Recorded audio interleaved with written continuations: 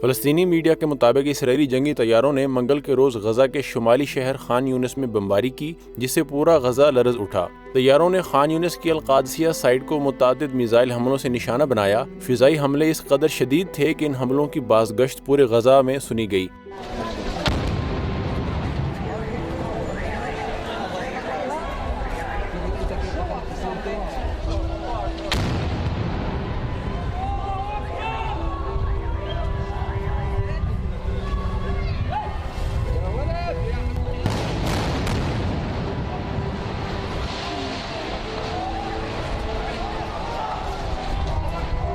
مزاحمتی گروہوں نے جا رہے اسرائیلی طیاروں پر جوابی فائر کیے، جس سے طیارے اسرائیل واپس لوٹ گئے۔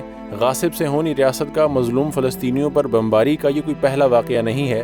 غزہ، مغربی کنارے اور مقبوضہ فلسطینی علاقوں پر اسرائیلی طیاروں کی پروازیں، بمباری، دہشت گردانہ حملے معمول کی بات بن گئی ہے۔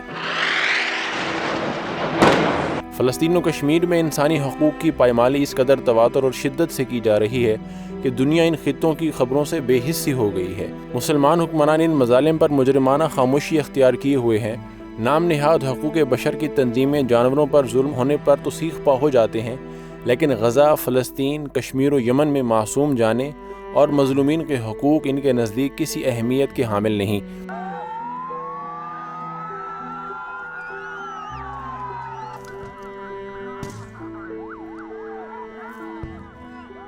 شاید اسی وجہ سے ان کے منہ سے مظالم کے سدباب کے لیے ایک لفظ بھی نہیں نکلتا اور ظالمین ستم دیدہ مظلومین پر مصائب کے پہاڑ توڑ رہے ہیں۔